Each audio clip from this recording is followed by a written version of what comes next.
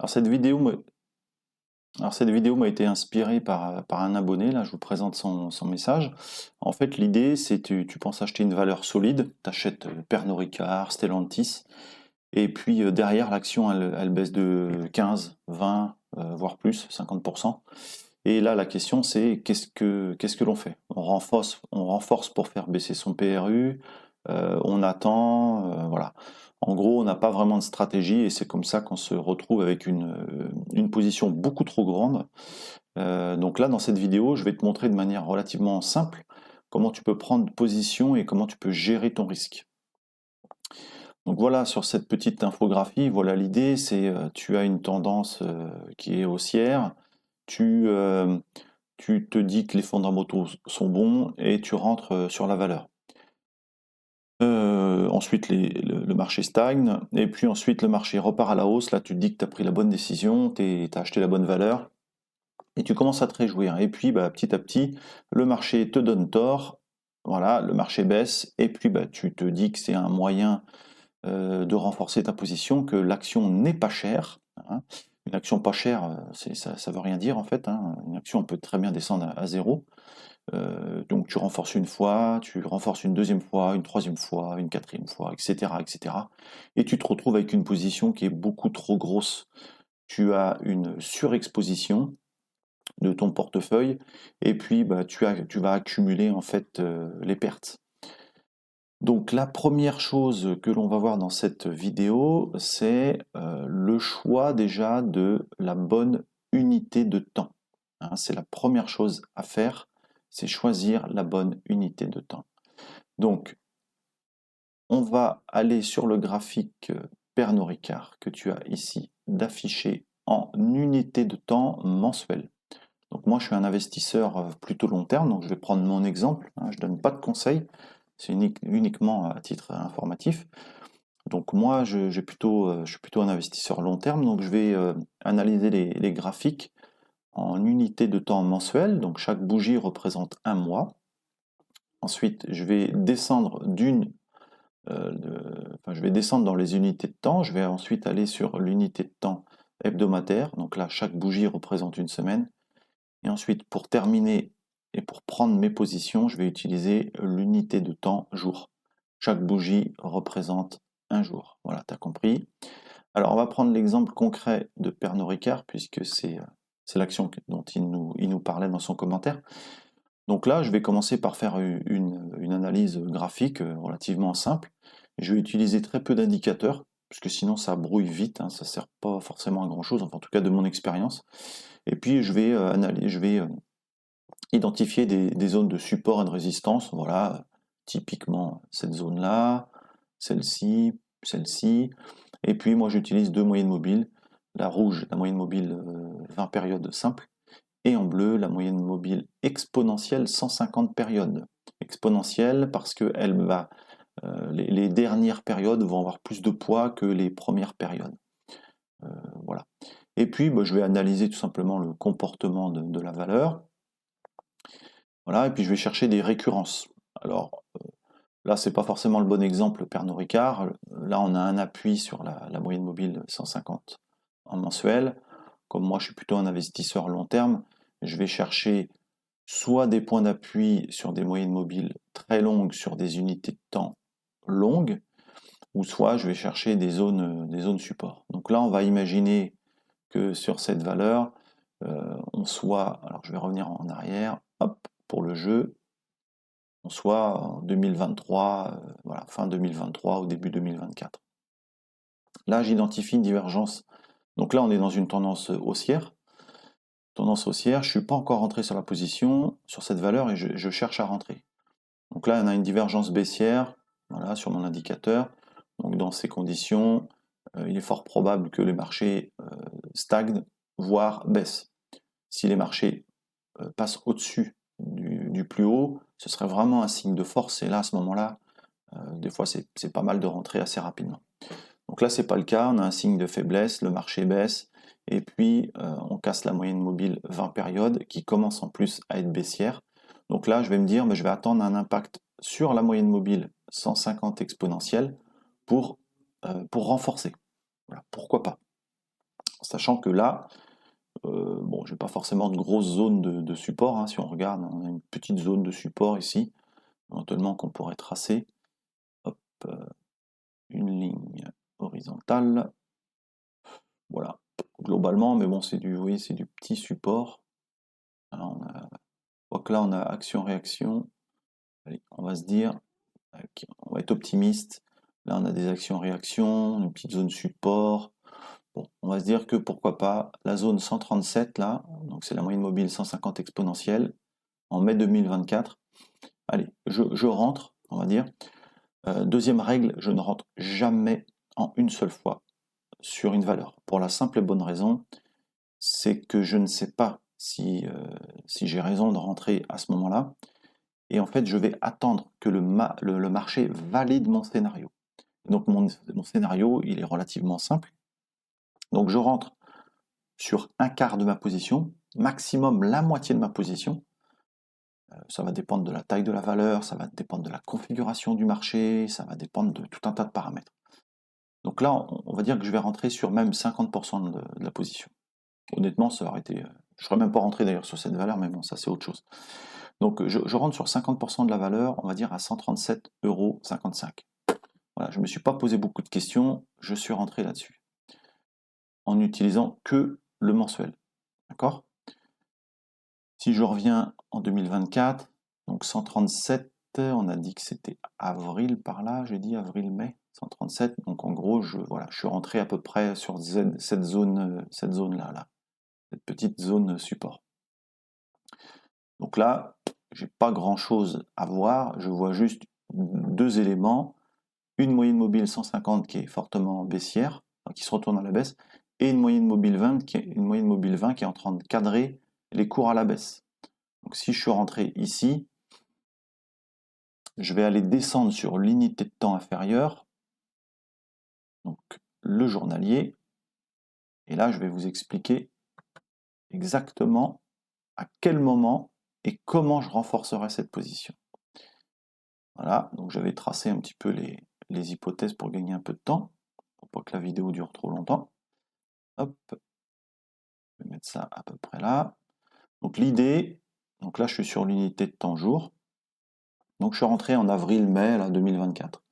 Bon, j'avais un petit niveau de support ici, et puis là, super, sur mon indicateur, qu'est-ce que j'ai? J'ai une divergence haussière. Donc là, effectivement, j'ai une zone de support.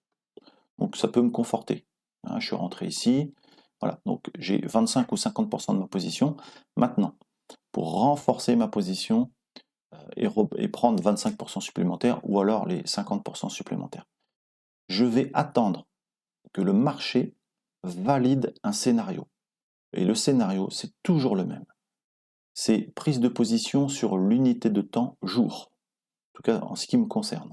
Et je vais attendre que, si je suis rentré en position ici, je vais attendre que les marchés franchissent à la hausse la moyenne mobile 150 exponentielle qui est en bleu ici. D'accord?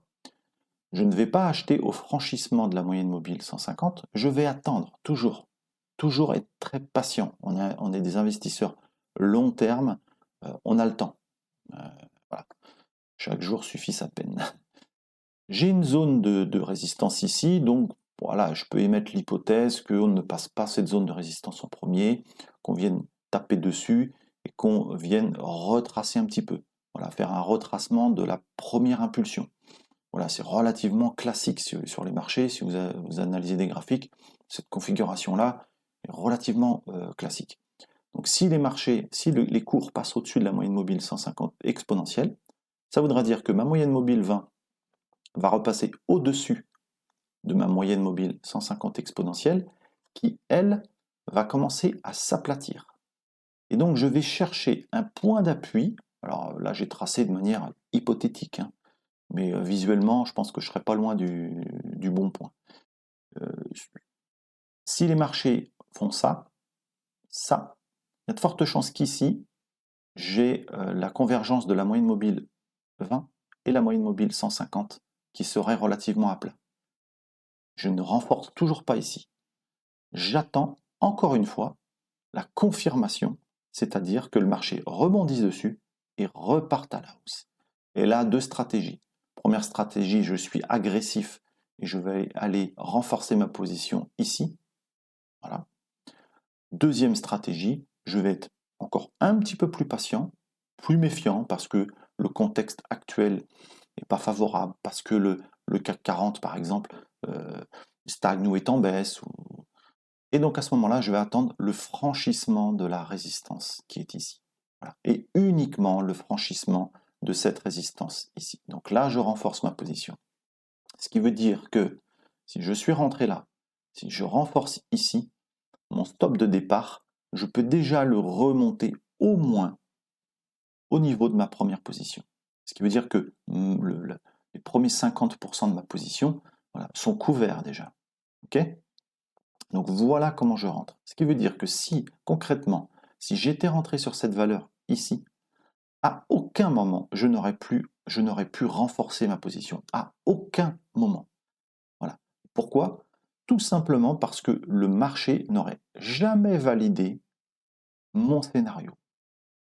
Je ne cherche, encore une fois, je ne cherche pas à avoir raison, je cherche uniquement à ce que le marché valide mon scénario. S'il ne le valide pas, tant pis pour moi, je ne renforce pas ma position, et puis après, je coupe ma position, parce que ça c'est la deuxième partie de sa question, c'est en gros à quel moment on prend ses pertes. Donc là, je viens d'expliquer déjà comment on renforce, et pourquoi là, dans ce cas-là, je n'aurais jamais renforcé. La deuxième partie de la question, qui est aussi très pertinente, c'est comment on gère les pertes. Donc là, c'est pareil. Il y a plusieurs stratégies, on va dire, plusieurs moyens de faire. Le premier moyen de faire, ça va être d'accepter de perdre 1%, 2%, voire un peu plus de son capital.